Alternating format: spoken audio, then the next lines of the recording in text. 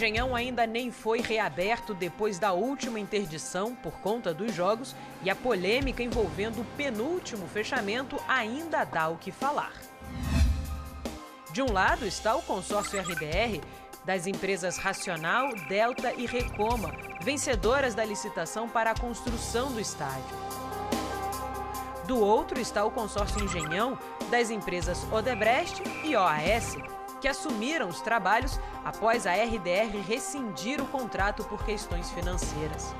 Em foco está a real necessidade do escoramento feito na cobertura do estádio entre os anos de 2014 e 2015. Nós trouxemos isso a público hoje, porque hoje a gente está convicto de que a acusação que nos foi feita pelo consórcio Engenhão é totalmente improcedente, ou seja, a acusação é de que havia erro no projeto da cobertura, e não há erro nenhum no projeto. A interdição foi feita ainda em março de 2013, mediante um laudo elaborado pela empresa alemã SBP, a pedido da Odebrecht. Segundo o estudo, a cobertura do estádio poderia cair se exposta a ventos com velocidade superior a 63 km/h. Nós tivemos dezenas de situações em que o vento no Rio de Janeiro ultrapassou os 100 km/h. E o estádio, em momento algum, apresentou qualquer tipo de indício de que estava sofrendo esforços excessivos. A gente não sabe de onde o vento vem, então tem que colocar o vento em todas as direções. É verdade, mas se o vento está atuando numa direção e aliviando aqui, o arco recebe carga aqui e alivia ali. Então a análise do arco, que é onde se critica, não está feita correta pelos alemães, porque eles levaram critérios errados. Uma outra alegação que foi feita é de que existiria o risco de haver flambagem localizada no arco. Imagine você uma latinha de refrigerante vazia e que você pise em cima dessa latinha. O que acontece? Essa latinha se amassa. Isso é a flambagem localizada num arco.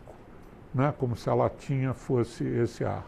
E em momento nenhum esse arco sofreu qualquer tipo de deformação que pudesse comprometer. A briga está na Justiça, com o consórcio Engenhão cobrando da RDR os custos da obra de escoramento, que podem chegar a até 200 milhões de reais.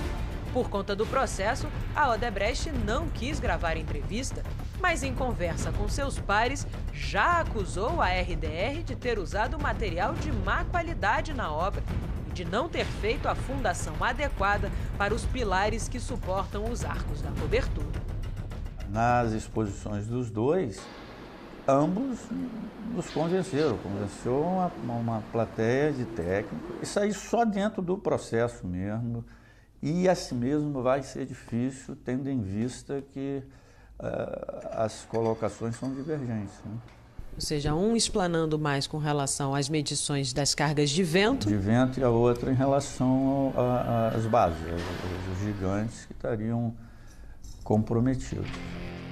O Estádio Olímpico João Avelange foi inaugurado em 2007 para os Jogos Pan-Americanos e custou 380 milhões de reais. Antes da interdição de 2013, o prefeito Eduardo Paes montou uma comissão especial para avaliar os riscos. E um dos integrantes era o professor Nelson Gagum, da NSG Engenharia, que foi posteriormente contratado pela Odebrecht para acompanhar as obras de escoramento da cobertura. Entre esta nomeação e a apresentação a público do relatório da comissão, eles levaram 20 dias.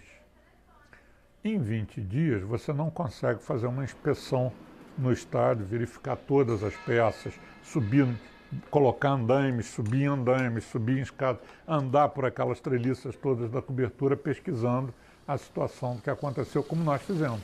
A conclusão final que a gente chega é a seguinte: o Estádio Engenhão nunca teve problema estrutural. Nunca. À época da interdição, o ex-prefeito César Maia levantou a suspeita de que a ação visava apenas beneficiar o consórcio Maracanã, liderado pela Odebrecht, na negociação com os clubes cariocas. Também à época, o Conselho Regional de Engenharia e Arquitetura do Rio de Janeiro instaurou uma comissão para avaliar os laudos apresentados. Mas hoje em dia, o CREA prefere acompanhar a situação de longe.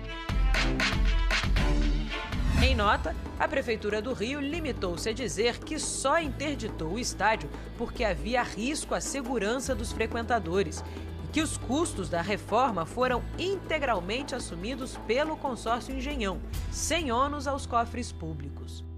A RDR luta na Justiça para anular o termo de compromisso assinado entre a Prefeitura e o consórcio Engenhão, visando o término das obras do estádio. Nunca foram procurados. Você entendeu? Então, é minimamente estranho.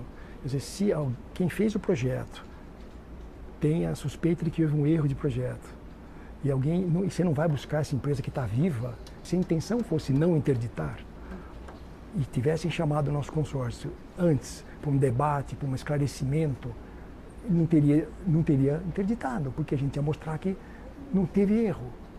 A gente teve que mostrar isso 2 anos depois, em juízo. Quer dizer, é muito estranho. O estádio do Engenhão já foi liberado para o Botafogo realizar alguns de seus treinos, mas a devolução definitiva só deve acontecer em novembro. O clube, no entanto, está tranquilo. Encontrou no Estádio Luso Brasileiro, na Ilha do Governador, uma casa para seus compromissos de 2016. Já em 2017, quando estiver de volta à sua casa original, aí sim vai atrás do tempo e do dinheiro perdidos nessa guerra de versões. A atual direção do Botafogo, que herdou o problema, está fazendo um levantamento dos prejuízos financeiros sofridos pelo clube com a interdição do estádio antes de definir se entrará na justiça contra a prefeitura. O contrato formal de cessão do Engenhão está suspenso desde 2013 e esses 3 anos devem ser acrescidos ao término. Foi justamente no período da interdição do estádio que o Botafogo acabou sendo rebaixado para a Série B do Brasileiro.